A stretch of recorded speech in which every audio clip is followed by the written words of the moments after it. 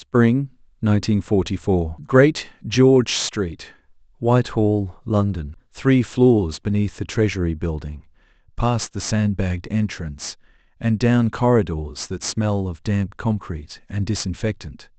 There is a room, room 208, 18 feet by 14, no windows. A single table, scarred oak, surrounded by 7 chairs that don't match. 3 times each week, Monday, Wednesday, Friday, at 1100 hours, 7 men gather here. They are the Joint Intelligence Committee, not generals, not spies, bureaucrats, mostly, Foreign Office men, service representatives, a chairman from the diplomatic corps. They wear civilian suits or uniforms without medals. They smoke players and woodbines. The air is thick with it by noon. Their job, to read Hitler's mind, or rather, to assess what he knows, what he believes, what he might do next. They work from paper, stacks of it. Intercepts from Bletchley Park arrive in locked pouches each morning. Sometimes 40 pages, sometimes 400. Agent reports from MI5. Reconnaissance photographs from RAF Medmenham, still smelling of developing chemicals. Prisoner interrogation summaries, captured documents. The paper flows upward from 9,000 people at Bletchley, from double agents in bedsits, from photo interpreters squinting at grainy images of French beaches. The 7 men read. They debate. They draft assessments in careful, hedged language. Indications suggest. Available evidence points to. Enemy likely appreciates. No melodrama, no guesswork. If you can't source it, you don't write it. That's the rule. The chairman, Victor Cavendish Bentinck, writes, "Prove it," in the margins of drafts. He crosses out adjectives. He demands dates, unit numbers, grid references. By June 1944, this room will hold the most accurate picture of German military intelligence and its failures anywhere in the world. The men in room 208 will know what the Germans expect. More importantly, they will know what the Germans don't know. The invasion's success will partly depend on these 7 men being right, on their patient accumulation of detail, on their refusal to guess. This is where it begins, in the smoke and the stale air, and the careful, methodical reading, in the quiet. Intelligence flows upward like water, through limestone, slowly, through 1,000 invisible channels, gathering in underground reservoirs. Begin at Bletchley Park, 50 miles northwest of London. Hut 6 for Army and Air Force intercepts. Hut 8 for Naval Enigma. By spring 1944, 9,000 people work here, in shifts around the clock. Mostly women, filing clerks, punch card operators, linguists, mathematicians. They process an average of 84,000 intercepted German radio messages each day. 84,000 messages become 3,000 deemed significant enough for translation. 3,000 become perhaps 200, marked for immediate distribution as ultra-decrypts. These travel by motorcycle courier in locked pouches to the Secret Intelligence Service building at 54 Broadway, near St. James Park Station. Simultaneously, other streams converge. MI5's double agents file reports, each one vetted, cross-referenced against known facts, assessed for reliability. The 20 committee meets Thursday afternoons in their Mayfair office to coordinate which false intelligence the doubles should feed to their German handlers. The Royal Air Force contributes its own river of data. Photo reconnaissance Spitfires, unarmed, painted pale blue, capable of 42,000 feet, fly daily sorties over occupied France. Each sortie yields hundreds of images. At RAF Medmenham in Buckinghamshire, analysts study these photographs under stereoscopes, measuring shadows to calculate height of coastal fortifications, counting vehicles in motor pools, tracking construction progress on beach obstacles. Every stream flows toward Great George Street. The Joint Intelligence Committee receives distilled summaries, ultra-intercepts reduced to key points, agent reports synthesized into pattern assessments, reconnaissance findings compiled into target folders. What arrives on the JIC's conference table each Monday, Wednesday and Friday represents perhaps 40 pages, the concentrated essence of perhaps 50,000 individual pieces of information. Victor Cavendish Bentinck and his 6 colleagues read these 40 pages with marginal pencils in hand. They circle contradictions. They note gaps in coverage. They compare this week's assessment with last week's, looking for changes in German disposition, shifts in enemy appreciation of Allied intentions. The architecture is everything, not the drama of any single decrypt or photograph, but the system that gathers, filters, synthesizes, and presents. The boring miracle of bureaucracy, functioning as designed. Victor Frederick William Cavendish Bentinck assumed chairmanship of the Joint Intelligence Committee in April 1939, 5 months before war began. He was 43 years old. Eton, then Magdalen College, Oxford, then the Foreign Office in 1919, a trajectory so conventional it bordered on caricature. Yet the man who emerged from this predictable background possessed something rarer than brilliance: systematic doubt. His colleagues remembered the marginal notes. On a February 1944 assessment claiming German morale was collapsing, he wrote in pencil, "Prove it." On an MI6 report describing Hitler's deteriorating mental state, source, how verified? He returned papers covered in question marks, requests for corroboration, demands for primary evidence, not hostility, curiosity, a refusal to accept dramatic claims without foundation. The JIC met Tuesdays, Thursdays and Fridays at 1:00 hours in the Great George Street offices. Cavendish Bentinck sat at the table's head, usually in a grey 3-piece suit that had seen better days. He chain-smoked Player's Navy-cut cigarettes. 3 packs per meeting day, colleagues estimated. The ashtray at his right hand filled steadily as discussions progressed. He had a particular way of speaking that shaped the committee's culture. Slow, precise, each word chosen deliberately. "Gentlemen, what do we actually know?" became his standard opening. Not what do we suspect, what do we fear, what seems likely, what do we know? The distinction mattered. Intelligence work trafficked in probabilities, but Cavendish Bentinck insisted on marking clearly where certainty ended and speculation began. He was not, by temperament, a dramatic man. He had witnessed the previous war's intelligence failures, the exaggerated German atrocity reports, the inflated casualty estimates, the confident predictions proven catastrophically wrong. He had learned that the most dangerous intelligence wasn't false information, but unverified information presented as fact. So he built a culture of skepticism, of showing your work, of distinguishing between "we intercepted a message saying X" and "we believe X is true."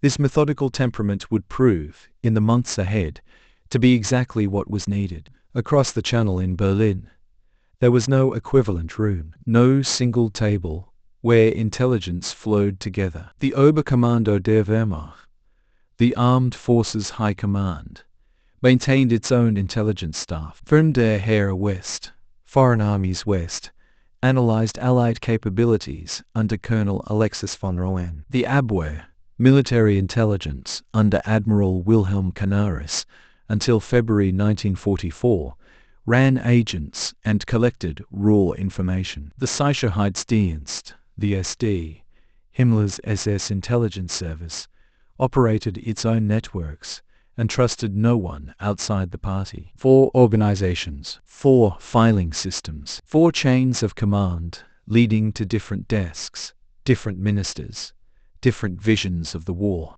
They did not meet weekly. They barely met at all. When Fremde Heer West produced an assessment of Allied division strength in Britain, the Abwehr might contradict it based on agent reports. The SD would produce a third estimate based on ideological assumptions about Jewish Bolshevik conspiracy. The OKW would receive all 3 reports and have no mechanism to reconcile them. There was no German Victor Cavendish Bentinck.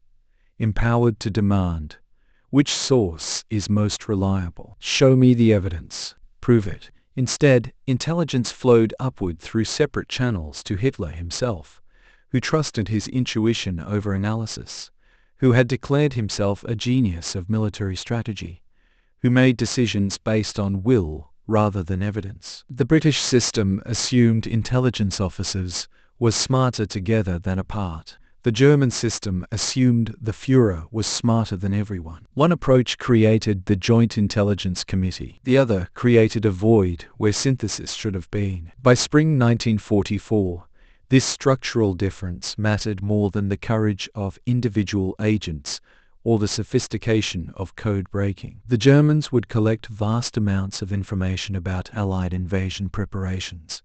They would photograph the same ships, intercept similar radio traffic, receive reports from the same French coastline.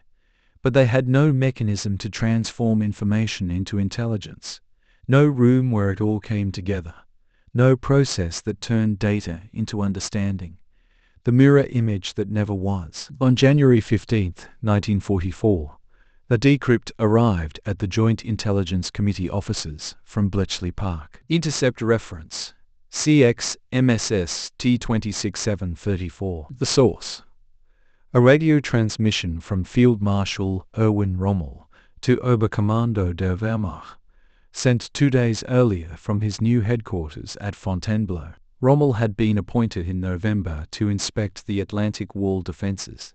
His report was not encouraging. Between Calais and Cherbourg, he wrote, the fortifications showed significant gaps in depth of defence. Specific locations listed: the Cotentin Peninsula, the Calvados coast near Caen, places the JIC analysts cross-referenced with their maps of the Normandy beaches. The decrypt ran to 3 pages. Rommel requested immediate allocation of materials, 50 million additional mines, steel rails for beach obstacles, concrete for pillbox construction. He estimated completion time at 4 months, putting readiness at mid-May. The JIC noted this timeline carefully. If the Germans needed until May, they weren't expecting invasion before then. The second decrypt, January 23rd, showed Rommel's frustration with supply delays. The TOT organization, responsible for construction, reported cement shortages, priority going to U-boat pens and V-weapon sites instead. The Atlantic Wall was third priority, maybe fourth.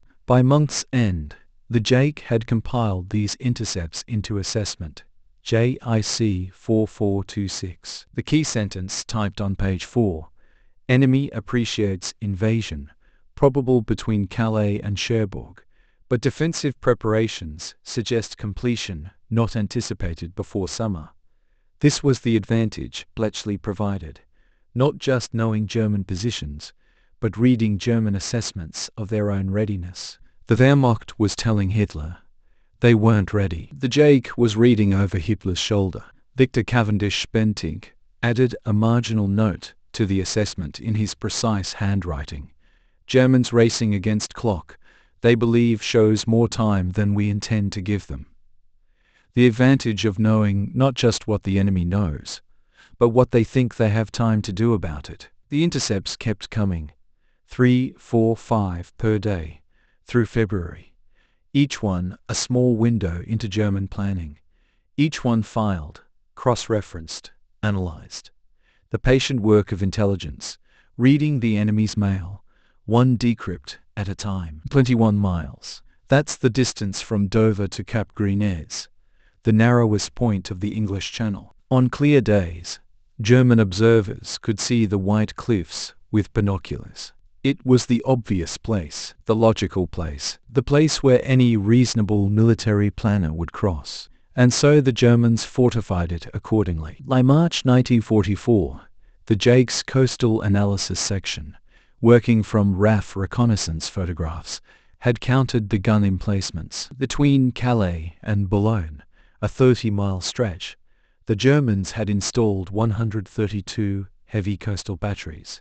That's 4.4 batteries per mile. Each battery typically housed 4 guns, 88 mm, 105 mm, or the massive 155 mm pieces that could hit targets 12 miles offshore. In Normandy, across a 50-mile front, they counted 47 batteries, less than one per mile. The arithmetic told a story. So did the concrete. Rommel's inspection reports, decrypted at Bletchley in February, detailed the construction priorities. The Pas-de-Calais received 40% of all cement allocated to Atlantic Wall construction. Normandy received 11%. The JIC noted this in assessment. JIC 4473, dated March 18th. Enemy defensive preparations demonstrate continued conviction that main Allied assault will fall between Calais and Dieppe. The language was careful, empirical. They weren't guessing at German thinking. They were measuring it in tons of concrete and kilometers of barbed wire. Victor Cavendish Bentinck had underlined one figure in the reconnaissance summary. At Calais, the Germans had laid 6.2 million individual beach obstacles, Czech hedgehogs, Belgian gates, log ramps tipped with mines. At the 5 Normandy beaches combined, 1.7 million. The obsession was quantifiable. It showed in every metric the JIC tracked: troop density, ammunition stockpiles, the frequency of Luftwaffe patrols. The Germans had looked at their maps, measured the distances, and made the rational choice. They had fortified the wrong 100 miles of coastline, and through the quiet accumulation of reconnaissance photographs and decrypted orders, the men in the Great George Street offices knew it. They knew where the Germans expected the blow, which meant they knew where it wouldn't fall. Operation Fortitude was not a spy thriller. It was an accounting problem. The deception plan required the invention of an entire army group. First United States Army Group, FUSAG, supposedly massing in Kent and Sussex under George Patton's command. 45 divisions that existed only on paper, in radio transmissions, and in carefully staged photographs. The drama was in making the phantom feel real. The JIC's role was more mundane, tracking whether the Germans believed it.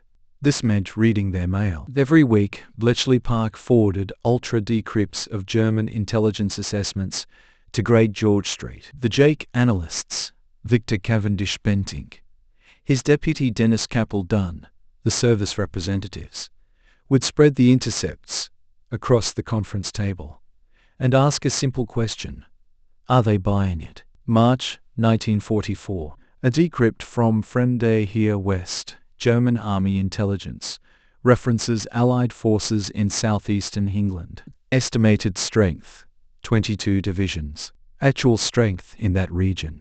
The arithmetic of deception was working. April brought better confirmation. An Abwehr message to Madrid, intercepted and decoded, requested more intelligence on Patton's army group opposite Calais. The JIC noted this in assessment. JC 44147. Enemy intelligence continues to accept FUSAG as genuine formation. The physical apparatus of fortitude was elaborate. Inflatable Sherman tanks in Kentish fields, fake landing craft in Dover Harbour, radio operators transmitting scripted traffic between non-existent units. But the JIC didn't manage the props. They watched the audience. Through Ultra, they could see German analysts receiving reports, filing them, incorporating phantom divisions into their order of battle maps. By May, Fremde Heer West credited Britain with 89 Allied divisions. The real number, 52. 37 divisions existed only because German intelligence believed they did. The JIC tracked this inflation with clinical precision, noting each upward revision in German estimates. The paper trail ran both ways. Fake intelligence flowed toward Germany through double agents. Real intelligence about German reactions flowed back through Bletchley, and in the middle, 7 men in an underground room kept score, watching the most successful lie in military history take root in the enemy's mind, one intercepted message at a time. The double-cross system ran on a principle so simple, it seems almost naive. Capture every German agent sent to Britain, offer them a choice: work for us or face execution. then feed them back to Berlin with carefully crafted lies. By January 1944, MI5 controlled approximately 30 active double agents. Not one genuine German spy operated freely in Britain. Not one. 3 names mattered most. Juan Pujol Garcia, codenamed Garbo, a Spaniard who'd invented an entire network of fictional subagents, 27 of them, each with backstories, personalities, quirks. Roman Cherniowski, Brutus, a Polish Air Force officer, captured in France, turned now reporting from a phantom role in British headquarters. Dusko Popov, Tricycle, the Yugoslav playboy, genuinely recruited by the Abwehr, who'd walked into the British embassy in Belgrade in 1940 and offered his services. The elegance was in the verification. The Jake didn't just trust MI5's assurances that these agents were believed. They read the proof in ultra-decrypts. Actual Abwehr messages from Berlin to field stations, from Hamburg headquarters to Madrid, from Lisbon to Paris. The Germans' own words, decoded at Bletchley, forwarded to Great George Street in locked pouches. March 12, 1944. Decrypt of message from Berlin to Madrid handler. Subject: Agent Arabelle, Garbo's German codename. Assessment: Intelligence, exceptionally valuable. Recommend immediate payment of £20,000 for network maintenance. The GIC analysts filed this under confirmation deception holding. April 29th. Decrypt shows Abwehr requesting Brutus provide specific details on armored divisions in Kent. The request itself was intelligence. It revealed what Berlin didn't know, what they were desperate to learn, where their attention focused. May 18th. Tricycle's handler in Lisbon forwards his report to Berlin with notation reliability confirmed through independent sources. Those independent sources, other double agents, cross-confirming each other's lies in a carefully orchestrated symphony of deception. The Jace role was quality control, monitoring the feedback loop, ensuring the lies were believed, tracking which fabrications Berlin accepted and which they questioned. Not the glamorous work of running agents, the patient work of reading the enemy, reading your deceptions and finding them convinced. Colonel Alexis Freiherr von Rohen sat in his office at Zossen, 20 miles south of Berlin, surrounded by order of battle charts that told a story he knew to be false. As head of Fremde Heer West, Foreign Armies West, he was responsible for assessing Allied strength in Britain. His reports to the Oberkommando der Wehrmacht claimed 89 divisions preparing for invasion. The actual number was 37. This wasn't incompetence, it was sabotage. Von Rohen, 41 years old, career intelligence officer, came from minor Baltic nobility. Methodical, precise, fluent in English. He'd analyzed British capabilities since 1943, and he understood numbers. When an agent report claimed a new division forming in Scotland, von Rohen's staff would verify through multiple sources: radio intercepts, reconnaissance photos, prisoner interrogations, standard practice. But then von Rohen would add a multiplication factor. Lund Division became 2 in his reports. A brigade became a division. Phantom units materialized on his charts like morning fog. His deputy, Major Roger Michael, noticed the inflation, but said nothing. Others in Fremde Heer West suspected. But von Rohen held aristocratic authority, and his reports moved upward to Field Marshal Keitel, to Jodl, eventually to Hitler's daily briefings. The Führer studied maps, showing British strength at nearly double reality. 52 additional divisions that existed only in von Rohen's careful fabrications. Why? Von Rohen had connections to the resistance circle around Colonel Klaus von Stauffenberg. Not a bomb plotter himself, but a quiet saboteur. His logic: if Hitler believed the Allies possessed overwhelming force,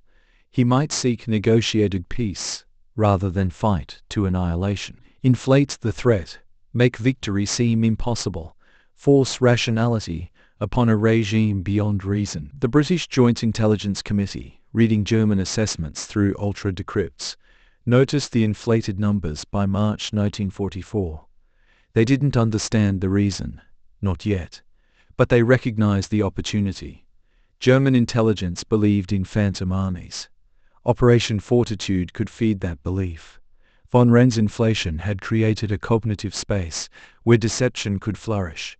He was building his own gallows, one falsified division at a time. The Reich maintained what they called the Order of Battle Book, a leather-bound ledger updated daily in Room 69, Great George Street. Each German division had its own page: unit designation, commander's name, last known location, estimated strength, radio call sign. The book grew thicker through spring 1944. By May 15th, the arithmetic was precise. 58 German divisions in France and the Low Countries. The Reich knew where 53 of them were positioned, down to which villages housed which regiments. This wasn't guesswork. Each entry cited sources. Ultra Intercept from April 23rd, showing 352nd Infantry Division moving to Omaha Beach sector. RAF reconnaissance photo from May 2nd, confirming tank parks of 21st Panzer Division near Cannes.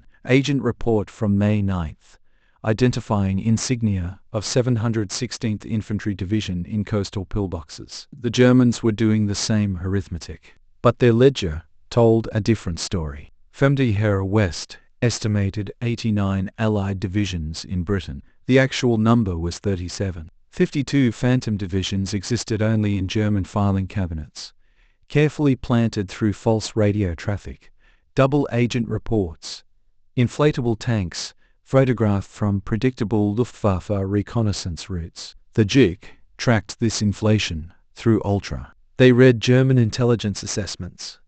As those assessments were typed in Berlin, April 19th decrypt.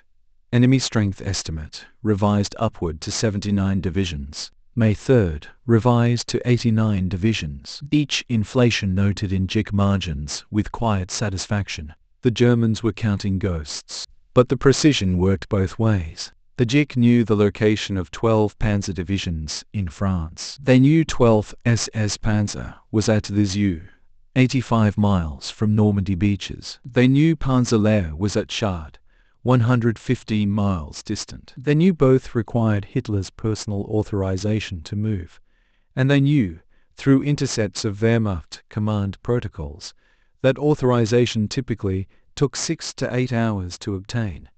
The arithmetic suggested a window. If invasion forces could establish beachhead before panzers arrived, if the phantom divisions kept German reserves frozen at Calais, the mathematics favored success. Not certainty, battle erases calculation, but probability. The JIC dealt in probabilities carefully computed. Between January 1st and June 5th, 1944, RAF and USAAF photo reconnaissance aircraft flew 3,215 sorties over the Normandy coastline. Not the glamorous fighter sweeps or the dramatic bombing raids, just methodical photography, back and forth, every meter of beach between Cherbourg and Cannes.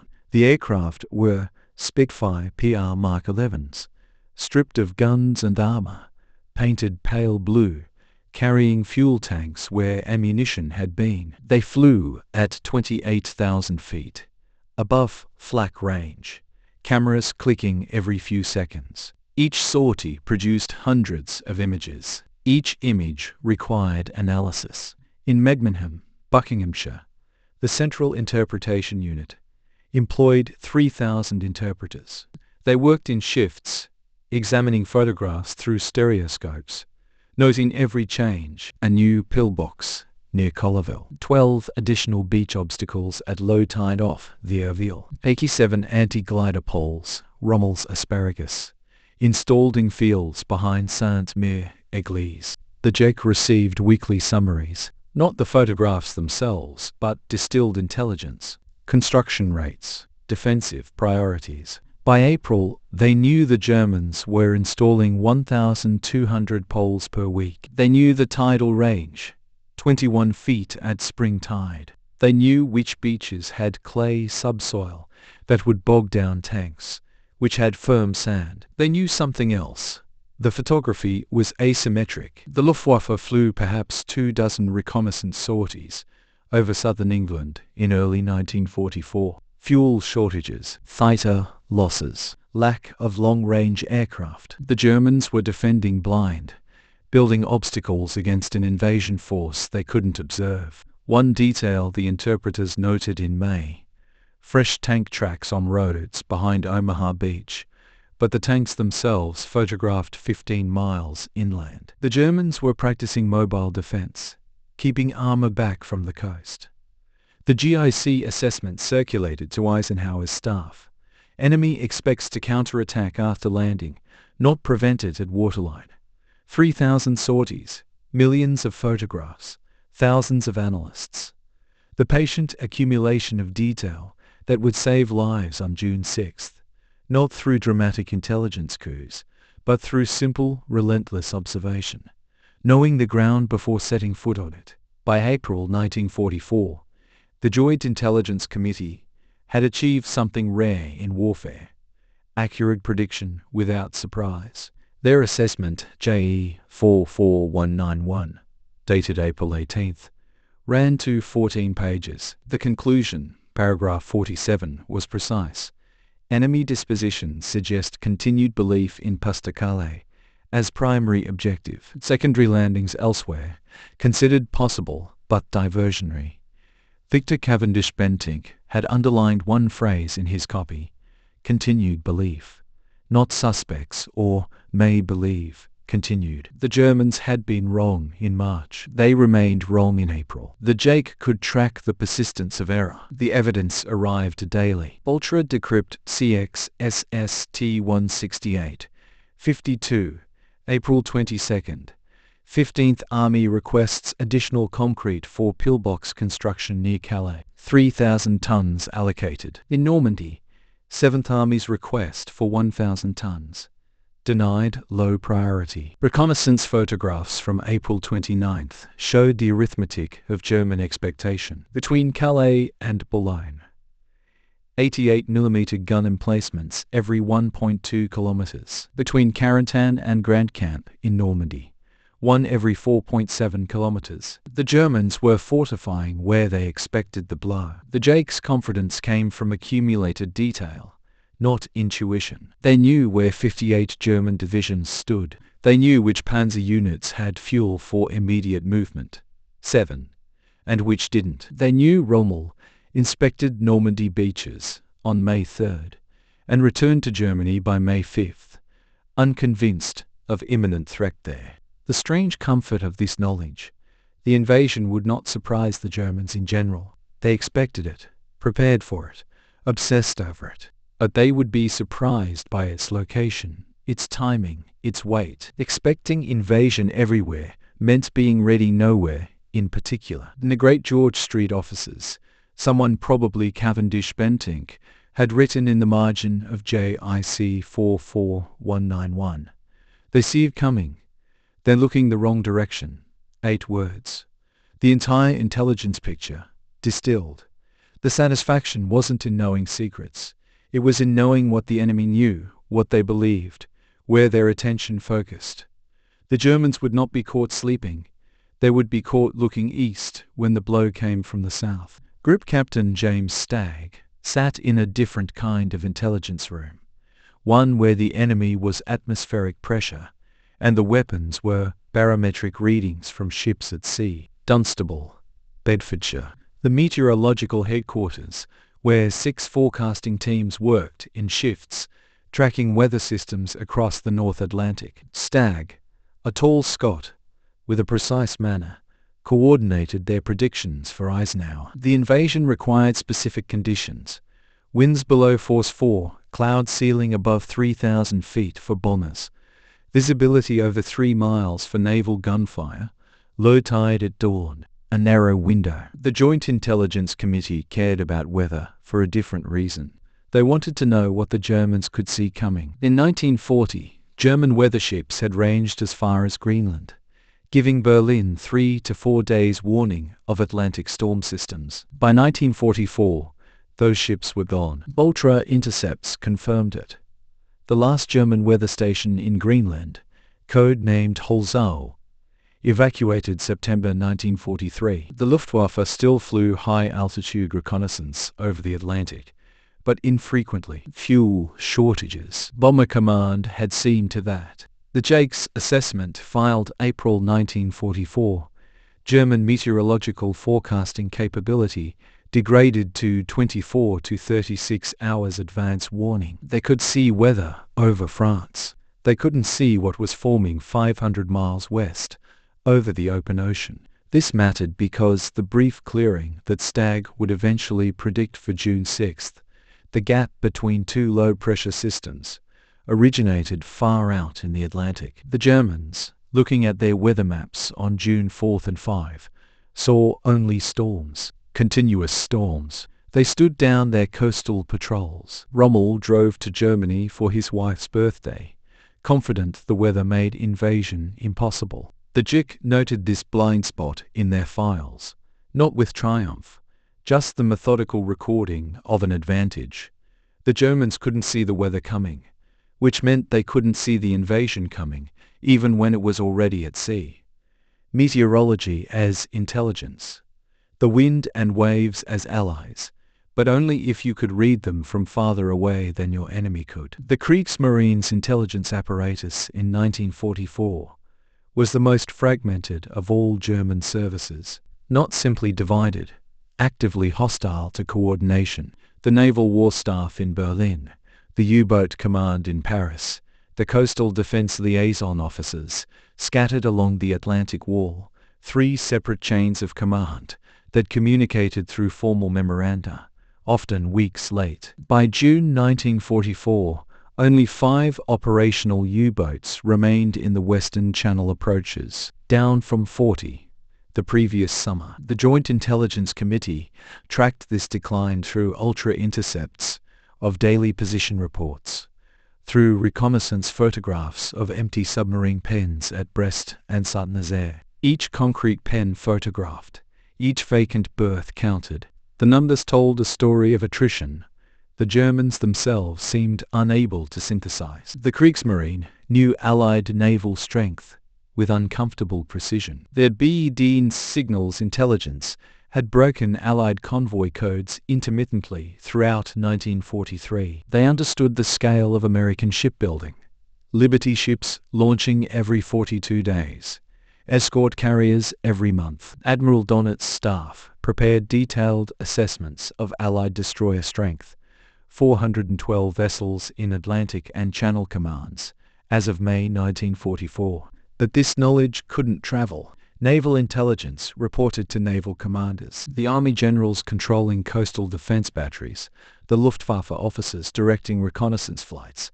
They received edited summaries, if anything. The JIC monitored this dysfunction through intercepted inter-service correspondence, terse exchanges about jurisdiction, about who controlled coastal radar stations, about which service would command which sector when invasion came. Most revealing, a March 1944 decrypt showed Admiral Krenke, Naval Group West Commander, requesting urgent meeting with Rommel to discuss naval threat assessment. The meeting happened 5 weeks later. By then, the intelligence was stale. The JC analysts in London noted this delay in their files. Underlined it. The structural paralysis was quantifiable, predictable. You could set your watch by German bureaucratic dysfunction, and in war, delay is often indistinguishable from defeat. The tide tables for the Normandy coast arrived at Great George Street in February 1944, printed by the Hydrographic Office on heavy cream paper. 48 pages of numbers. High water, low water, every 6 hours, every day through August. Someone, probably a junior officer, whose name appears nowhere in the files, ruled careful pencil lines through the optimal dates. The mathematics were simple. Eisenhower's planners needed low tide at dawn, not for dramatic reasons, but practical ones. Rommel had planted 517,000 beach obstacles between high and low water marks by May. Wooden stakes, topped with mines, steel hedgehogs, concrete tetrahedra. visible at low tide, removable by engineers before the main force landed. At high tide, invisible beneath 3 meters of water, ready to tear open landing craft hulls. The moon phases mattered for different arithmetic. Paratroopers needed moonlight to see drop zones. Glider pilots needed visibility to avoid hedgerows. The Air Ministry calculated minimum illumination, moon at least half full, rising before midnight. The almanac gave those dates: May 5th 7, June 5th 7, July 4th 6. The Joint Intelligence Committee's interest wasn't in Allied planning.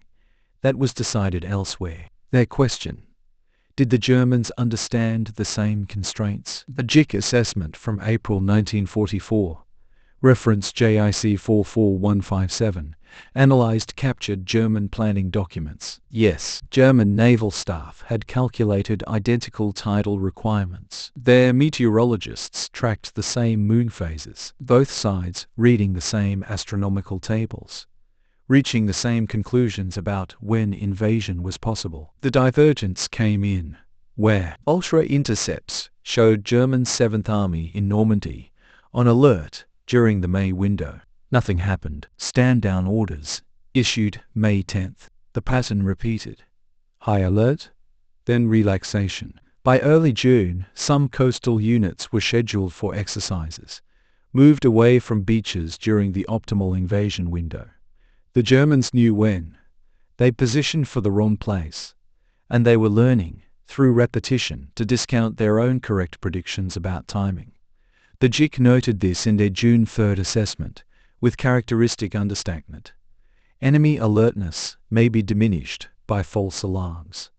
The tide wouldn't wait, neither would the moon. By late May 1944, the Joint Intelligence Committee could map German dispositions along the French coast with extraordinary precision. Their assessment papers listed divisions by number, location, and combat readiness. The picture they assembled revealed a fundamental asymmetry, one that would determine the invasion's outcome. German 15th Army, defending the Pas de Calais, comprised 18 divisions stretched across 150 kilometers of coastline. The 17th Luftwaffe Field Division held positions near Dunkirk. The 348th Infantry Division occupied fortifications at Boulogne. The 49th Infantry Division, considered a strong formation with full complement of artillery, guarded the cliffs near Cap Gris-Nez, the narrowest point of the channel, where on clear days you could see Dover's white cliffs 21 miles away. These weren't paper formations. Ultra-intercepts revealed regular supply shipments, training exercises, ammunition stockpiles.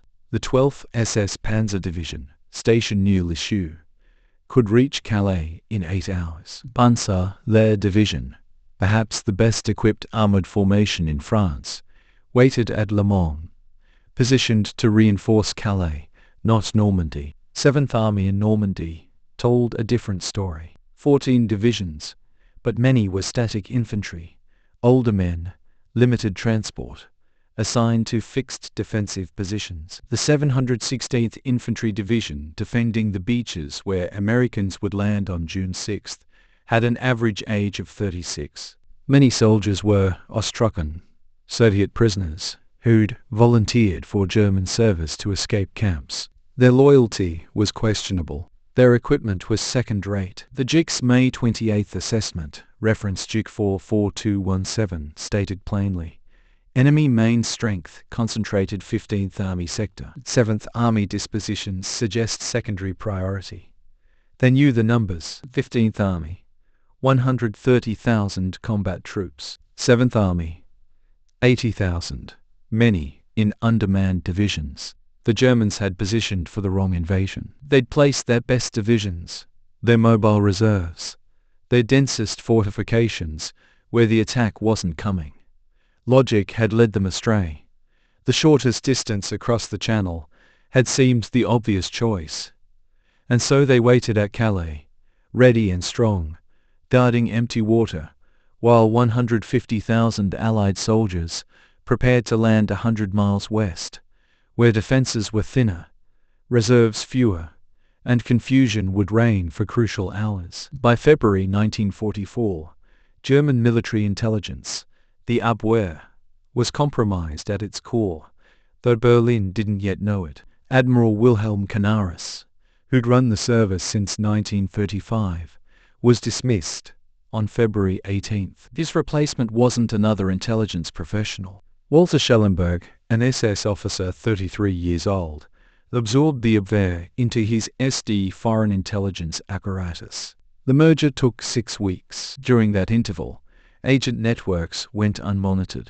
Reports sat unfiled. The bureaucratic chaos was visible from London. The Joint Intelligence Committee tracked this leadership upheaval through diplomatic intercepts and through something more telling: the silence. Abwehr radio traffic to agents in Britain, normally dozens of messages weekly, dropped to single digits in March. The Jake's assessment, dated March 29th, noted this with characteristic understatement. Enemy intelligence coordination appears disrupted.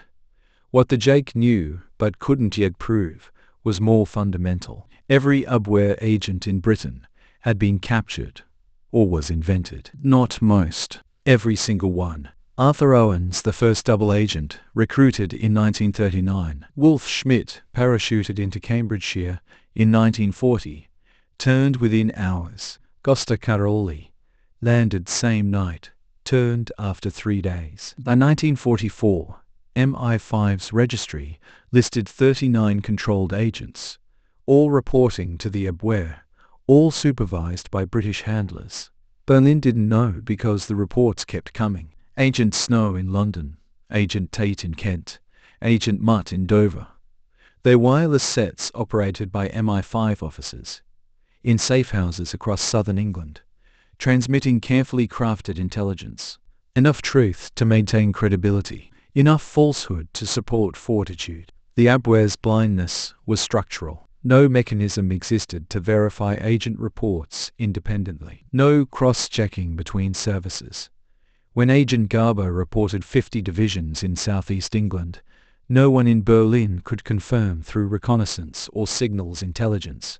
They simply believed. Schellenberg inherited this compromised network without knowing it was compromised. The GIC, reading intercepts of his reorganization orders, understood what he didn't.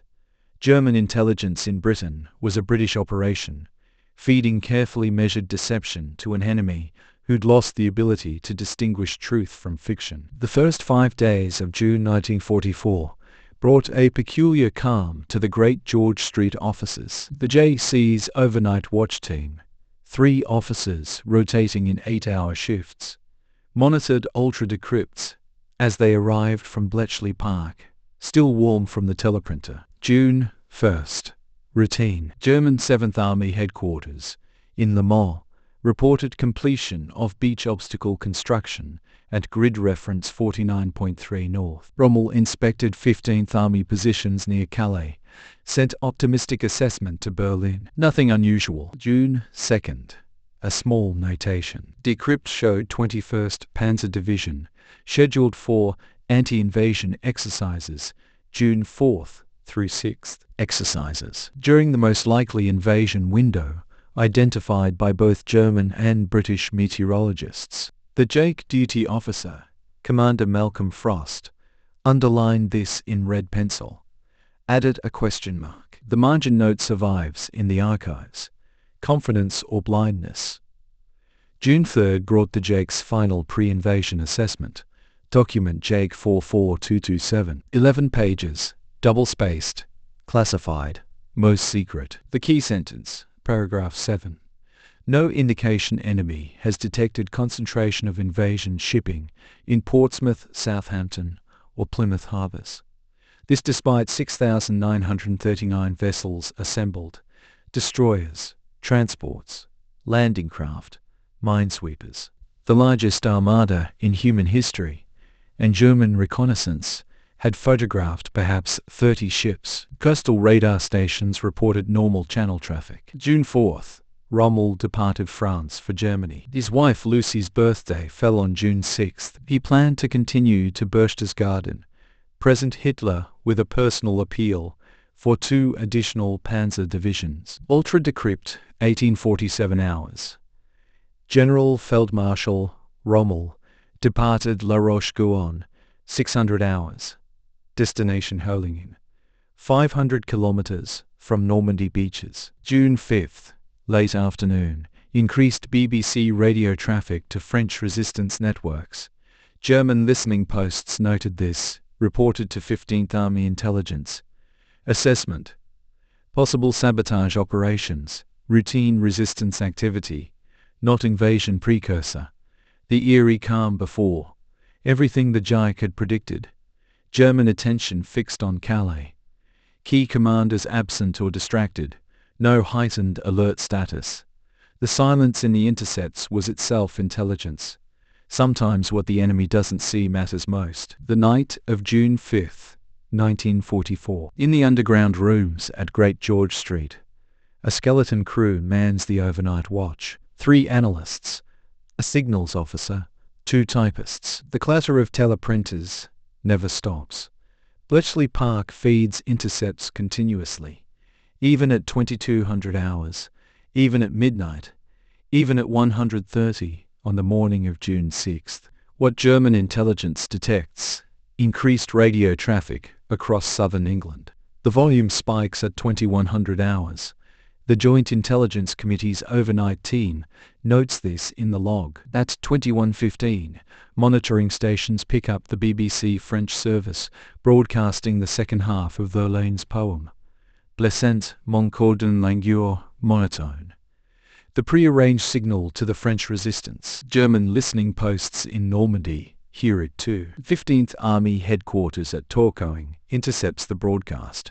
Those on alert. What they don't detect: 6,939 vessels already at sea. 23,000 airborne troops loading into 1,200 aircraft at bases across southern England. The largest amphibious force in human history, moving through darkness across 100 miles of channel water. The Reich watch officer, a Royal Navy commander named Pearson, according to the duty roster, monitors German responses through the night.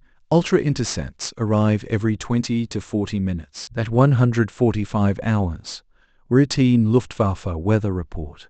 Nothing unusual. At 230, 7th Army headquarters acknowledges 15th Army's alert status, takes no special measures themselves. At 315, German radar stations report increased air activity, assessed as probable bombing raid. No alarm, no mobilization, no emergency signals to Rommel in Germany, or to Panzer reserves inland. Pearson makes notes in careful handwriting. The intercepts suggest confusion, not clarity. The Germans hear noise, radio traffic, poem verses, aircraft engines, but cannot distinguish signal from deception. They possess information, they lack intelligence.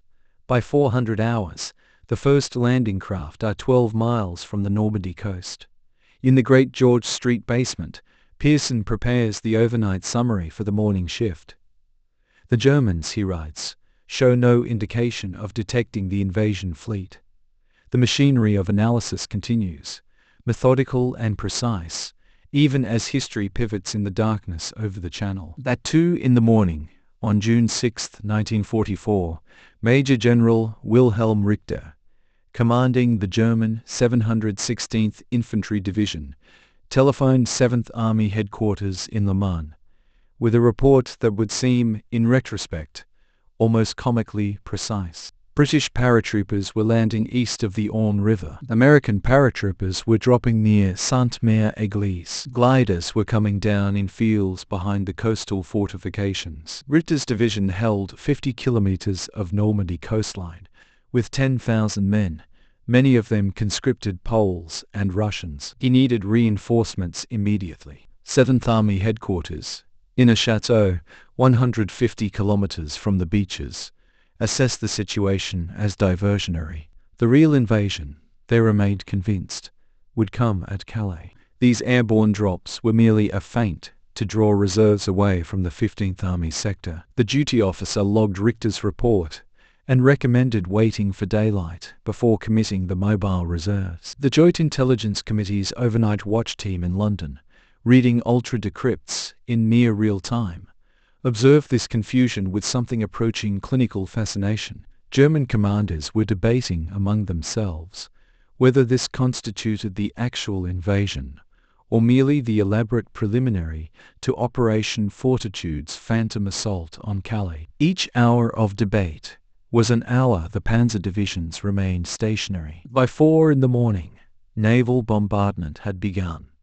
7 battleships, 18 cruisers, 43 destroyers firing on coastal batteries. Richter telephoned again. 7th Army Headquarters acknowledged the naval action, but noted that no landing craft had yet been observed. Perhaps the bombardment itself was the diversion. The JAIC analysts, reading these intercepts in the pre-dawn darkness of Great George Street, made careful notes. The German command structure was performing exactly as predicted. Fragmented assessment, delayed response, paralysis born of competing interpretations. Intelligence had created the conditions for confusion. Now confusion was creating the conditions for success. The first waves would hit the beaches in 2 hours. The Germans were still arguing about whether an invasion was actually happening. 100 kilometers south of the Normandy beaches, at 6:30 hours on June 6, 1944, 2 armored divisions waited. The 12th SS Panzer Division, Hitler Jugend, 20,540 men, 177 tanks, positioned near Évreux. Panzerlehr Division, 14,899 men, 183 tanks, concentrated around Chartres. Together, they represented Germany's best chance to throw the invasion back into the sea during the critical first hours. They did not move. Their commanders had requested permission to advance at 400 hours when the first reports of paratroop landings came through. Denied. Only the Führer could authorize deployment of armored reserves. Standard procedure. Established in Directive 51 the previous November. At 630, renewed request. At 800, increasingly urgent appeals. Hitler was asleep at the Berghof, his mountain retreat near Berchtesgaden. His staff would not wake him. The Joint Intelligence Committee, monitoring German communications through ultra-intercepts, tracked this paralysis in real time. Signal traffic showed division commanders requesting Army Group headquarters forwarding requests upward, and then silence. The bureaucratic sclerosis they had predicted. At Great George Street, the overnight watch officer noted in the log, "Enemy armored reserve immobile, 900 hours. Command structure appears paralyzed. Hitler woke at 1000 hours. Received briefing at 10:30. Authorized panzer deployment at 1200 hours, 6 hours after invasion began. By then, Allied forces held 5 separate beachheads. By the time 12th SS Panzer reached the front that evening, British 3rd Infantry Division had pushed 9 kilometers inland. Panzerlehr, moving by daylight, lost 130 vehicles to Allied air attack before engaging a single enemy soldier. The JIC's March assessment had noted, German armored doctrine requires central control of reserves. This creates potential delay in crisis response. Potential delay. The careful language of intelligence analysis.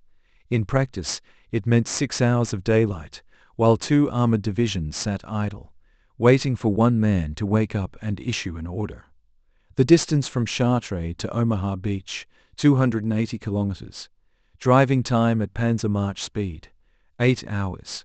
Time lost to command paralysis, 6 hours.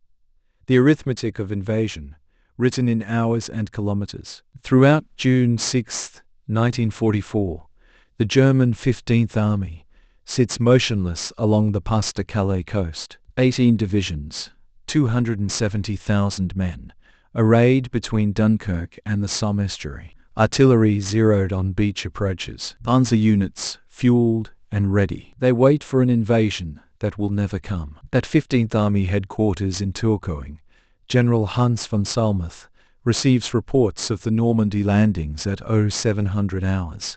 His intelligence staff presents the assessment: diversionary attack. The real invasion, the main effort, will strike here, at Calais, 21 miles from Dover. The logical target. Von Salmuth agrees. His divisions remain in position. Bletchley Park intercepts the 15th Army's communications throughout the day. The decrypt log shows requests to reinforce Normandy denied. 7th Army, pleading for armor, unavailable. Von Salmuth's chief of staff sends a message at 1400 hours, intercepted and decoded by 1800. Maintain current dispositions. Enemy main force still estimated in southeast England.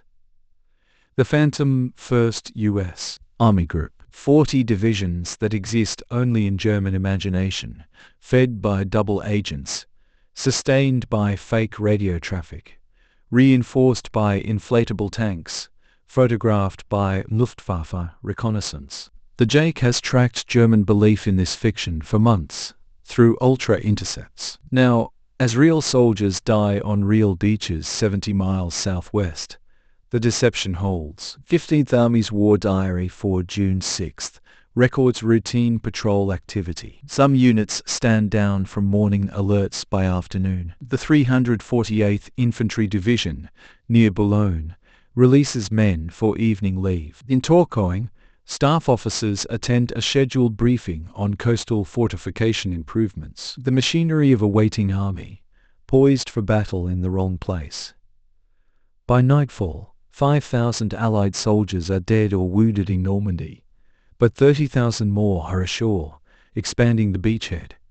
And at Calais, 270,000 German troops maintain their vigil, watching empty horizons, waiting for the invasion their intelligence services promised would come. The arithmetic of deception, phantom divisions pinning real ones, while history unfolds elsewhere. At 3 o'clock in the morning, on June 9, 1944, Juan Paul Garcia sat in a safe house in North London, composing what would become the most consequential radio message of the war. He transmitted to Madrid in the cipher the Abwehr had given him 3 years earlier, when they still believed he was their most valuable agent in Britain. The message ran to 2,000 words. It took 40 minutes to encode and send. The core claim was simple.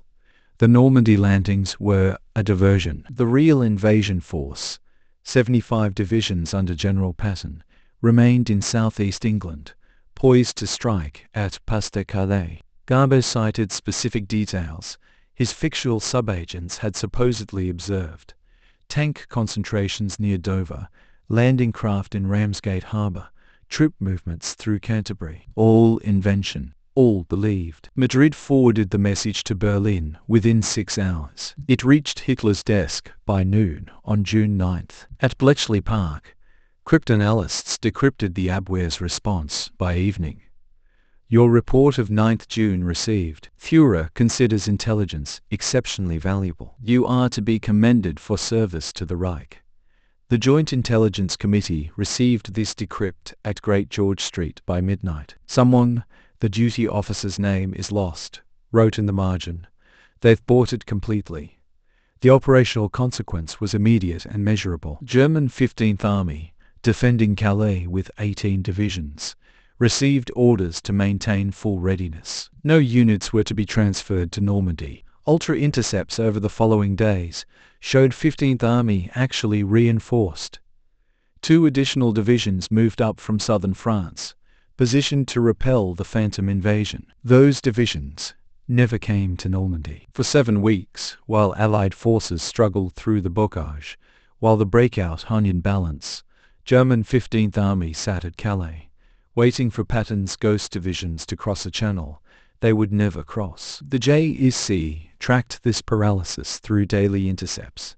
Their assessment of June 15th, enemy continues to regard Pas-de-Calais as primary invasion objective, fortitude deception holding.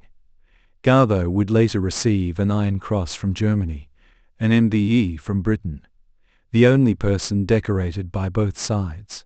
But on June 9th, he was simply a man with a radio, telling a story someone desperately wanted to believe. By mid-June 1944, The Joint Intelligence Committee could trace the anatomy of German failure with clinical precision. It wasn't a single catastrophic error. It was structural, built into the architecture of how Nazi Germany gathered and assessed information. 4 separate intelligence services reported to 4 different masters. The Abwehr answered to the Oberkommando der Wehrmacht, the Armed Forces High Command. Fremder Heer West, Army Intelligence for the Western Front, reported through the General Staff. The SD, Himmler's security service, operated independently under SS command. Naval intelligence served the Kriegsmarine alone. Each produced reports. None spoke to the others with any regularity. The JIC tracked this fragmentation through intercepts. A March decrypt showed the Abwehr reporting 35 Allied divisions in Britain.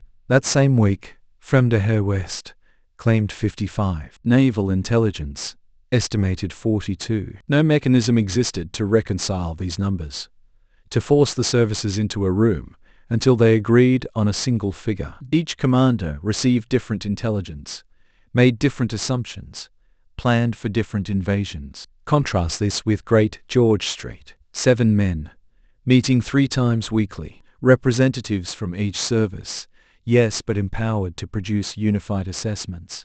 When they wrote the JIC estimates, that estimate carried weight across all commands. Eisenhower read the same intelligence as the Admiralty, as Bomber Command, as MI6. 1 assessment, 1 set of numbers, 1 agreed reality. The German system produced what the JIC called competitive intelligence, services vying for Hitler's favor, inflating their own importance, dismissing rivals' reports. The result was paralysis through contradiction. When everything is possibly true, nothing is actionable. Victor Cavendish Bentinck wrote in his diary, June 15th, "The enemy had information enough. What they lacked was someone empowered to say, this is what it means, not a failure of collection, a failure of synthesis. The boring truth, bureaucratic structure, mattered more than spycraft." The unglamorous victory of the committee meeting over the dramatic solo operation. Intelligence as institutional process, not individual brilliance. That insight would reshape how democracies organized information for the next 80 years. July 20th, 1944. The Wolf Slayer, East Prussia. Colonel Klaus von Stauffenberg's briefcase bomb detonates at 12:42 p.m., killing 4 men. Adolf Hitler survives with perforated eardrums and singed trousers. By nightfall, the Gestapo has arrest lists. By week's end, 7,000 names. Among them, Oberst Alexis Freiherr von Rohan, head of Fremde Heer West, Foreign Armies West, the intelligence section responsible for assessing Allied strength in Britain. Von Rohan hadn't planted the bomb, hadn't attended the conspiracy meetings, but he committed a quieter act of resistance, one that shaped the war more profoundly than Stauffenberg's failed assassination. For 18 months, he'd systematically inflated Allied troop strength in his intelligence reports. The numbers tell the story. In January 1944, 37 Allied divisions actually stationed in Britain. Von Rohan's official assessment to OKW, Oberkommando der Wehrmacht, the Armed Forces High Command, 89 divisions. By May, his count reached 93. Phantom armies on paper, conjured through careful manipulation of agent reports, aerial reconnaissance interpretation, radio traffic analysis, not incompetence. Sabotage. Von Rohan believed Germany had lost the war, believed Hitler's refusal to negotiate would destroy what remained of the Reich. If German intelligence reported overwhelming Allied superiority, forces so massive that invasion couldn't possibly be repelled, perhaps Hitler would seek terms. Perhaps sanity would prevail. It didn't. But the inflated numbers had a different effect. They made Operation Fortitude's Phantom 1st U.S. Army Group under Patton seem real, made the deception planners invented divisions blend seamlessly with von Röhn's fabricated assessments. The Joint Intelligence Committee, reading German appreciations through ultra-intercepts, watched their deception succeed beyond expectation, not realizing a German intelligence officer was helping them. Von Röhn, arrested August 2nd, interrogated through September. The Gestapo discovered his inflation, interpreted it as defeatism rather than strategic deception. He was tried by the People's Court on October 11, 1944, sentenced to death, hanged October 12 at Plötzensee Prison, Berlin. One of 4,980 executions following the July 20th plot. The Joint Intelligence Committee learned the full story only in 1946 through post-war interrogations of surviving Fremde Heer West staff. They'd won partly because a German officer chose arithmetic as his weapon, added phantom divisions that kept real ones in the wrong place, a quiet act of resistance measured in inflated numbers that helps decide the invasion's outcome. On June 7, 1944, the Joint Intelligence Committee received its first after-action reports from Normandy. The typewritten pages arrived at Great George Street throughout the morning, carried by dispatch riders from the War Office 3 blocks away. Victor Cavendish Bentinck read them in his third-floor office, making his characteristic marginal notes. This time many read simply, "We did not predict this." Omaha Beach casualties, 2,400 men in the first hours, nearly 4 times the GIC's estimate. The committee had assessed German resistance there as moderate. 1 regiment of the 352nd Infantry Division, partially trained, equipped with Czech weapons. They'd missed that the entire division had moved to coastal positions just days before, conducting exercises precisely where the Americans would land. Ultra had intercepted the movement order, but analysts had interpreted it as temporary maneuvers. The Bocage country inland, from the beaches, presented another miscalculation. GIC maps showed the Norman hedgerows. They'd studied RAF reconnaissance photographs carefully, but photographs taken from 20,000 feet couldn't convey what those hedgerows meant for armored warfare. Earthen walls, 4 feet thick, topped with centuries-old roots and brambles, creating natural fortifications every 100 yards. Tank crews found themselves trapped in narrow lanes, vulnerable to German anti-tank teams. The breakout from Normandy, which the JI had estimated would take 2 weeks, required 7. Cavendish Bentinck drafted JIC Assessment 44-247 on June 12. His opening sentence acknowledged the limits plainly. Intelligence can reveal enemy intentions and dispositions with reasonable accuracy. It cannot predict the friction of battle itself. The distinction mattered. The committee had correctly assessed where German divisions were positioned, what equipment they possessed, what orders they'd received. They could not assess how fiercely individual soldiers would fight, how terrain would channel movement, how weather would ground aircraft, how chaos would compound. The assessment concluded with unusual directness. We provide information for decisions. We do not predict outcomes. It was filed in Cabinet Office archives, stamped secret, and largely forgotten.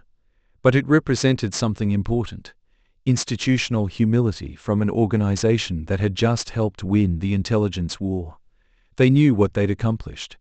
They also knew what they couldn't know. By May 8, 1945, the Joint Intelligence Committee had produced 637 major assessments, not including subsidiary reports, not including the thousands of single-sheet summaries that crossed Cavendish Bentinck's desk each week, annotated in his careful hand, filed in cross-referenced folders. The physical archive occupied 17 rooms in the underground warren beneath Great George Street. Steel filing cabinets, floor to ceiling. Each drawer labeled Jake 441 through Jake 44462, Jake 451 through Jake 45175. The parentheses denoting year, the number sequence unbroken, Every assessment numbered, dated, distributed to a list of 43 recipients, whose names appeared on pink distribution slips,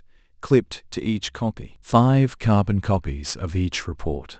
Original to the Chiefs of Staff. Copy to Prime Minister's Office. Copy to Foreign Office. Copy to each service ministry. Copy to the archive. The paper alone weighed an estimated 4 tons by war's end. Miss Eleanor Hutchins, senior filing clerk, maintained the index. 3,000 cross-references on 4x6 cards in wooden drawers. German Order of Battle.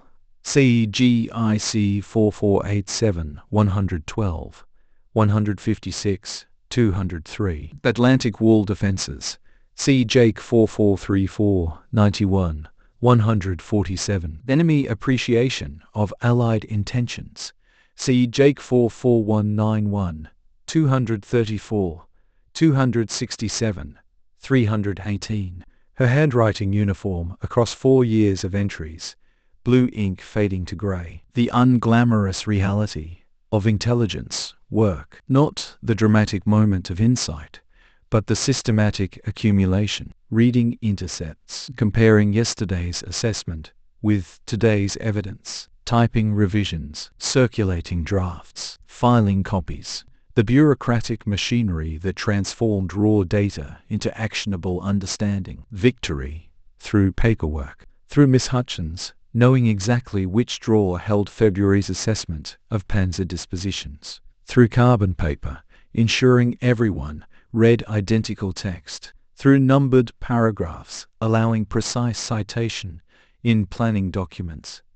Through the quiet discipline of writing it down, filing it properly, finding it again when needed. The paper mountains in underground rooms, the archive that would remain classified for 30 years. The physical weight of knowing, carefully organized, properly indexed, available for reference. Intelligence as institutional memory, preserved in filing cabinets that smelled of dust and old paper, and the accumulated certainty of accurate prediction. Flight Officer Sarah Norton worked in room 28, 3rd floor, Great George Street. Her desk faced the wall. Typewriter. 3 wire baskets labeled Urgent, Review, File. She analyzed Luftwaffe intercepts, squadron movements, fuel allocations, pilot training schedules. 8 to 10 hours daily, 6 days weekly. January 1943 through May 1945. Her personnel file lists her contribution as satisfactory. No decoration, no memoir. Major Peter Calvacoresi served as Bletchley Park's liaison to the JIC. He carried the leather dispatch case on the train from Bletchley to London 3 times weekly. Inside, summaries of ultra-decrypts, distilled from thousands of intercepts to perhaps 30 pages. He sat in JIC meetings, answered technical questions about decrypt reliability, returned to Bletchley with requests for specific intelligence. The human bridge between codebreakers and decision-makers. After the war, he published books on Nuremberg trials, international law, politics. His Bletchley work stayed classified until 1974. Commander Kenneth Cohen represented MI6 on the JIC from 1942 onward. Naval officer, fluent in French and German, ran agents in occupied Europe. He brought human intelligence to complement signals intelligence. Reports from resistance networks, interrogations of escaped prisoners, observations from neutral diplomats. His contribution, insisting the committee consider what couldn't be intercepted. The gaps in knowledge mattered as much as confirmed facts. He died in 1984. His MI6 file remains partially classified. Their names appear in personnel records, meeting minutes, memo distribution lists. Norton, S. Calvacoresi, Poe, Cohen. The bureaucratic traces of consequential work. They read, analyzed, typed, filed. They caught inconsistencies, spotted patterns, asked careful questions. They helped build the architecture of knowing that let Britain see what Germany couldn't. No statues, no public recognition during their lifetimes. The appropriate obscurity of intelligence work done well. Victory through diligence. Accuracy through method. Success through the accumulated labor of people whose names you've never heard. Nuremberg, November 1945. The Palace of Justice, Courtroom 600. General Alfred Jodl sits in the second row of defendants. Wehrmacht uniform stripped of insignia. Chief of the Operations Staff of the Oberkommando der Wehrmacht. For 5 years, the man who signed the unconditional surrender at Reims on May 7, 1945. British prosecutor Sir David Maxwell Fyfe questions him about June 6, 1944. The transcript records the exchange. Jodl's voice, translated from German, carries a peculiar precision. He does not deny the intelligence failure. He dissects it. We had information, he says, but not intelligence. The distinction matters. Information, raw reports, agent messages, reconnaissance photos, radio intercepts. The Germans possessed these in quantity. From der Heere West files contained thousands of documents about Allied preparations. The Abwehr had filed reports from its agents in Britain, all of them controlled by MI5, though Berlin never knew. The Luftwaffe had reconnaissance photos of British ports, though fewer each month as RAF fighter strength grew. Intelligence. Synthesized assessment. Contradictions resolved. Patterns identified. Predictions made. This the Germans lacked. 4 services. OKW, Abwehr, SD, foreign armies. Produced separate analyses. No empowered body existed to reconcile them.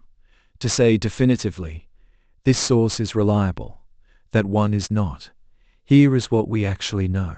Jodl describes the confusion of June 6th. 7th Army reported landings at 200 hours. Was this the main invasion or a diversion? 15th Army at Calais held 18 divisions. Should they move to Normandy or wait for the real invasion? Hours passed in debate. Hitler slept until mid-morning, and no one dared wake him to release the Panzer reserves.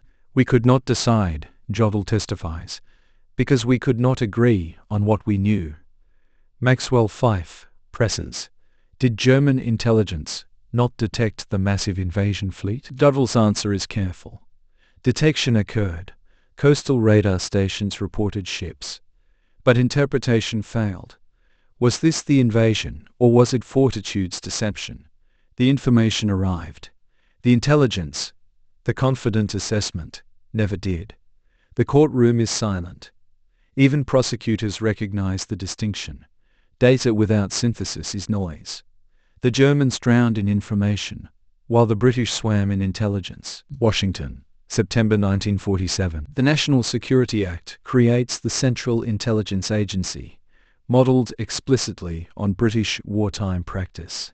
The drafters, many of them OSS veterans who'd worked alongside the Duke, understood what they'd witnessed. Not the spy craft, not the code breaking. The structure itself, a single body empowered to assess intelligence from all sources, protected from service rivalries, reporting directly to decision-makers. The JIC blueprint, transplanted to American soil. Within 5 years, the CIA's Office of National Estimates would produce assessments in the same measured tone, the same empirical method. Prove it. Source. The questions Cavendish Bentinck had scrawled in margins, now institutionalized in American practice. Moscow studied the same lessons from different evidence. Soviet intelligence had operated through competing services, NKVD, GRU, military intelligence, until Stalin centralized assessment functions in 1943. Post-war, the Committee of Information consolidated analysis. The Russians recognized what the Germans hadn't. Data without synthesis is noise. The structural innovation mattered more than any single decrypt or agent report. Britain's advantage in 1944 wasn't superior technology. German signals equipment matched Bletchley's in sophistication. It wasn't better agents. The Abwehr had run successful networks in previous years. The advantage was institutional. 7 men in a room, meeting 3 times weekly, empowered to challenge service chiefs, trusted by Churchill, insulated from political pressure. Germany had possessed fragments of accurate intelligence throughout spring 1944. Luftwaffe reconnaissance photographed invasion shipping in Portsmouth. Abwehr agents reported troop movements. Naval intelligence tracked Allied fleet dispositions, but no mechanism existed to synthesize these fragments into coherent assessment. Each service guarded its information, competed for Hitler's favor, dismissed contradictory evidence from rival organizations. The lesson wasn't dramatic. No cipher machine, no master spy, no technological breakthrough, just bureaucratic architecture. The insight that intelligence requires not just collection but centralized, protected, empowered analysis. A committee room in Whitehall, cigarette smoke and typed reports, proving more decisive than armies.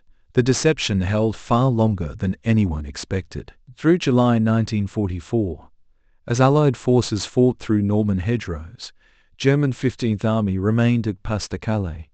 18 divisions, 250,000 men, waiting for an invasion that had already happened 100 miles southwest. Bletchley Park's intercepts told the story in fragments. July 12, 15th Army requests permission to redeploy 2 divisions to Normandy. Berlin denies request. July 18th, same request, same denial.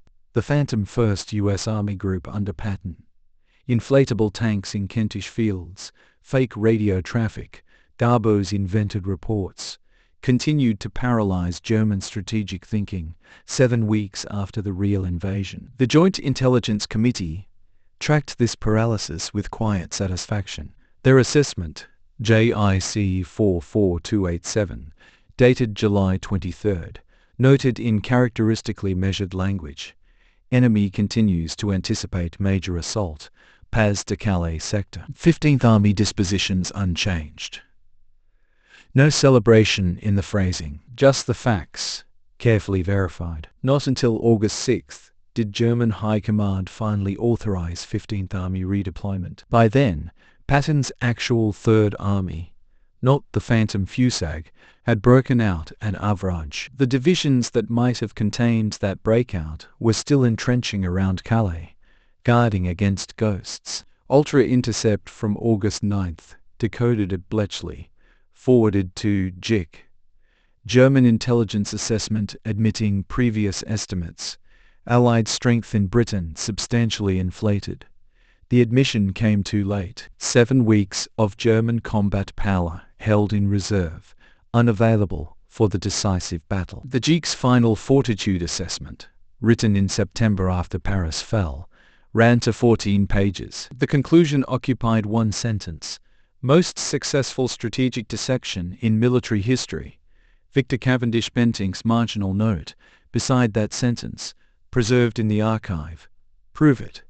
Someone, likely his deputy, had written in the margin beside his note.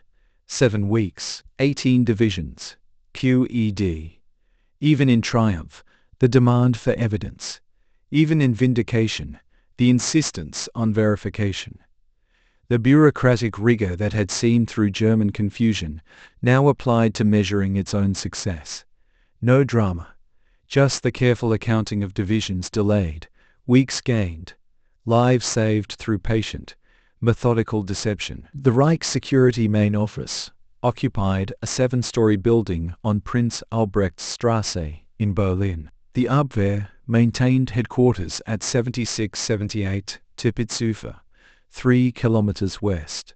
The Oberkommando der Wehrmacht intelligence section worked from Maybach I bunker complex near Zossen, 40 kilometers south. Fremde Heer West operated from yet another location, its files rarely shared with the others. 4 intelligence services, 4 budgets, 4 filing systems, 4 chains of command, leading to 4 different desks where reports gathered dust or sparked turf battles. German intelligence expenditure for 1944 has been estimated at 400 million Reichsmarks, roughly £60 million sterling, at wartime exchange rates. The money bought listening stations from Norway to Greece, paid informants across neutral capitals, funded signals intelligence units, reconnaissance flights, interrogation centers. It purchased vast quantities of information. The British Joint Intelligence Committee's annual budget for the same year,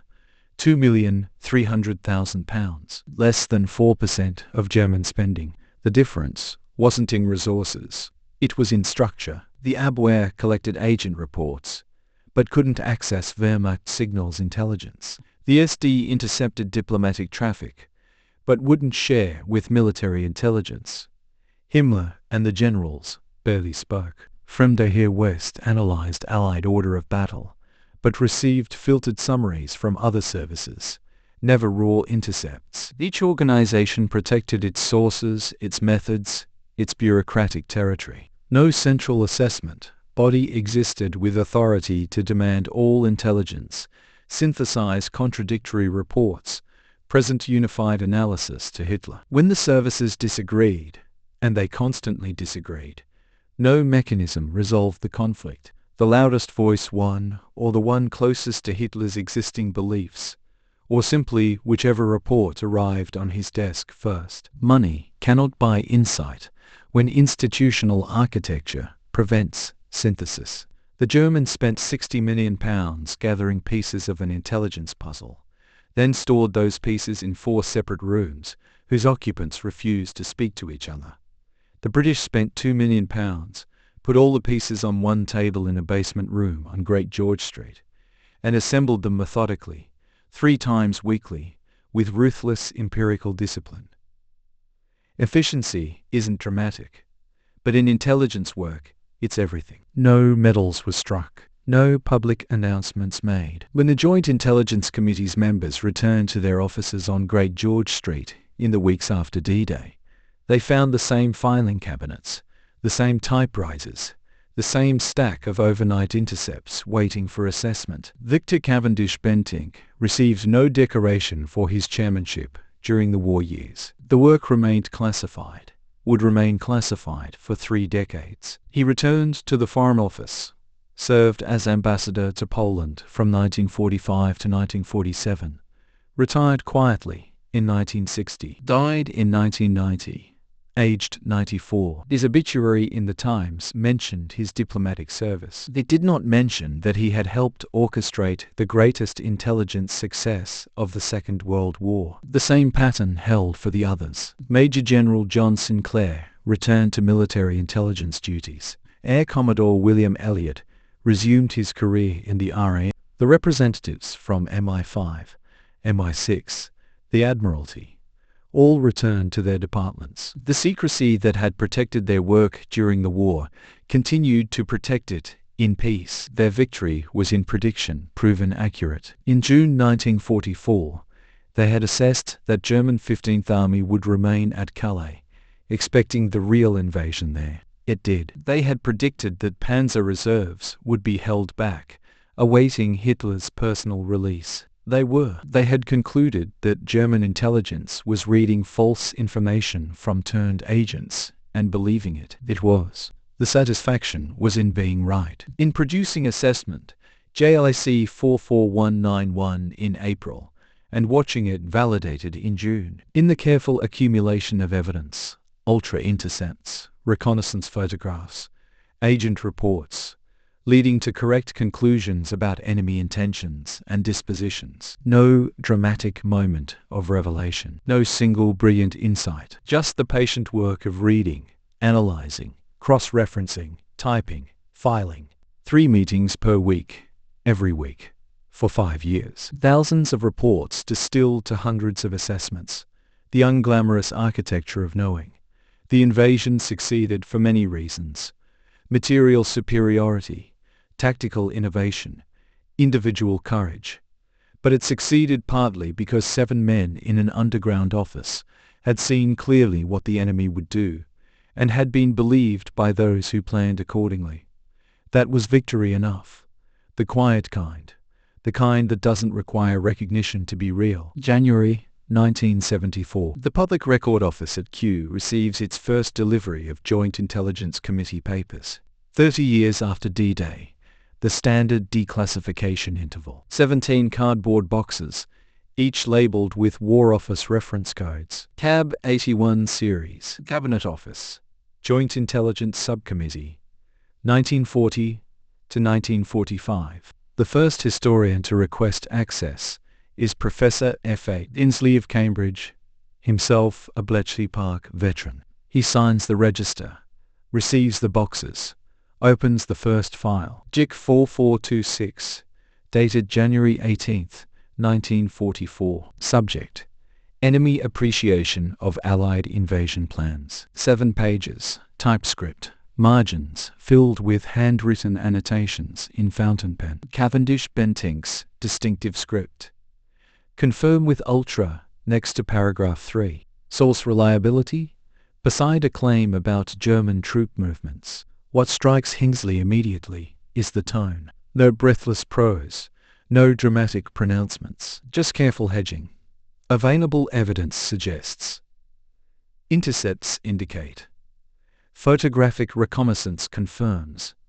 The language of people who knew their assessments would be checked against reality, who understood that overconfidence kills. He works through the sequence. February assessments tracking Rommel's inspection tour. March reports on German coastal defenses. April analysis of enemy order of battle. 58 divisions located and identified. Their positions plotted with grid references. May predictions about invasion timing, hedged with caveats about weather windows and tide tables. Then June. The final pre-invasion assessment, dated June 3rd. No indication enemy has detected concentration of invasion shipping or identified embarkation areas. Followed by the June 7th, post-invasion analysis. Enemy response confirms continued belief in Pas-de-Calais as primary objective. Deception plan holding. Hinsley makes notes for what will become the official history of British intelligence in the Second World War. 5 volumes, published between 1979 and 1990. The drama, he realizes, lies precisely in the document's lack of drama. These men had been right. Methodically, carefully, empirically right. They'd predicted German thinking with uncanny accuracy, not through brilliance, but through patient synthesis of evidence. The archives reveal something more valuable than heroic narrative. They show how intelligence actually works, the slow accumulation, the cross-referencing, the marginal notes demanding proof, victory through bureaucratic rigor. The counterfactual haunts quietly, like all good historical questions. Not dramatic speculation, but careful arithmetic. By June 1944, Allied material superiority was overwhelming. 5,000 ships versus perhaps 200 German vessels in Western waters. 11,000 aircraft versus fewer than 300 Luftwaffe planes operational in France. 37 actual divisions in Britain, even without the 52 phantom ones, against 58 German divisions spread across all of France, Belgium, and the Netherlands. No intelligence system, however perfect, could have altered those numbers. The industrial capacity of Britain and America, combined 3 years of production, couldn't be wished away by better German analysis. But the margins matter. The questions persist. What if Germany had possessed its own Joint Intelligence Committee, a single body empowered to synthesize reports from Abwehr, SD, Friendly Heer West, and Kriegsmarine? What if one analyst, with authority, had presented unified assessments to Hitler 3 times weekly? The 15th Army, 18 divisions, remained at Pas-de-Calais until late July. 7 weeks. If German intelligence had correctly identified Normandy as the sole invasion site, those divisions might have redeployed by June 8th or 9th. The Bocage fighting, already brutal, might have become impossible. The breakout at Saint-Lô, achieved July 25th, might have been delayed weeks or months. Omaha Beach, where 2,400 American casualties occurred in 6 hours, might have been worse. The intelligence failure that left German 352nd Infantry Division positioned there by accident rather than design. What if it had been intentional, reinforced? The war would still have been won. Soviet advances from the east, strategic bombing, the atomic program, the trajectory was set. But the cost might have been higher, the timeline longer. Perhaps the war ending not May 1945 but autumn, winter. Perhaps Soviet forces reaching the Rhine instead of the Elbe. These are the quiet calculations that emerge from the archives. Not alternate history fantasy, but sober assessment of what intelligence can and cannot achieve. It reveals enemy dispositions. It cannot create divisions that don't exist or fuel that wasn't produced. The JIC understood this limitation. Their assessments never promised miracles, only accuracy. And in that modest goal, they succeeded completely. The building still stands. Great George Street, Westminster, London's W1A2A. Treasury offices now occupy most floors. Tower groups shuffle through Churchill's war rooms in the basement. The map rooms, the transatlantic telephone cubicle, the Prime Minister's bedroom with its chamber pot, still visible behind glass. 3 floors up, where the Joint Intelligence Committee met 468 times. Between 1940 and 1945, civil servants process budget allocations. The room itself, unremarkable. Crown molding, painted magnolia. Fluorescent lights installed, sometime in the 196OS. Double-glazed windows overlooking St. James Park. No plaque, no memorial. The appropriate anonymity. Victor Cavendish Bentinck returned to the Foreign Office in 1945. Served as ambassador to Poland. Retired in 1960. Died February 1990. Age 93. His obituary in the Times, 6 column inches, mentioning his chairmanship of the JIC in a single subordinate clause. He would have approved of the proportion. The JIC itself continues. Still meets in Whitehall. Still produces assessments 3 times weekly. The 1944 filing system, cross-referenced, indexed, methodical, evolved into modern database architecture. The principle unchanged. Synthesize information from multiple sources. Assess reliability. Present findings without political coloring. Let decision-makers decide. The German intelligence services dissolved in 1945. The Abwehr, the SD, Fremder Heer West. Their filing cabinets captured. Their personnel scattered. Some joined Allied intelligence services. Some stood trial. Most simply went home. The institutional knowledge, such as it was, evaporated. History remembers the dramatic. The spies, the codebreakers, the commando raids. It forgets the bureaucrats who read their reports, assessed their credibility, and wrote careful summaries in measured prose. The victory of method over chaos. The triumph of patient analysis over fragmented intuition. In the Treasury building on Great George Street, someone types a memo. Traffic hums on Birdcage Walk. Pigeons settle on windowsills. The work continues. Unglamorous, essential, largely invisible. Intelligence succeeds in shadow. This is how wars are won. Not just with courage, but with filing systems. Not just with sacrifice, but with synthesis. The quiet satisfaction of those who saw clearly, reported accurately, and shaped history through the careful accumulation of verifiable detail. The lights stay on late. The work is never finished. The bureaucrats endure.